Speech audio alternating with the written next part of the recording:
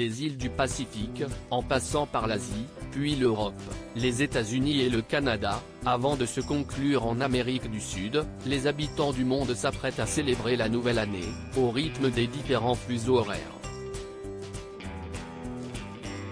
Et pendant que les Français profiteront de la chaleur d'un foyer, entre amis, en famille, en couple ou en solitaire, Emmanuel et Brigitte Macron ont l'habitude de fêter le Nouvel An au fort de Brégançon. Quoi qu'il en soit, cette année, d'après les informations exclusives de Gala. FR, Brigitte Macron devrait être entourée de ses enfants, ses filles Tiphaine, Laurence et son fils Sébastien, et leur famille.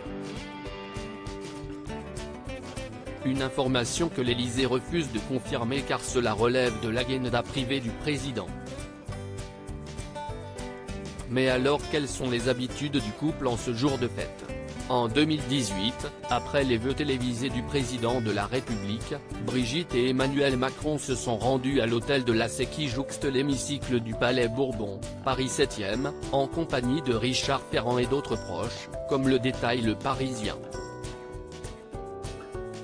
Découvrez Emmanuel Macron et Brigitte Trogneux, leur rencontre lorsqu'il était lycéen. Emmanuel et Brigitte Macron, l'Élysée pour le Nouvel An ce n'est pas leur truc l'année suivante, si est en amoureux que le couple présidentiel a passé le réveillon du Nouvel An.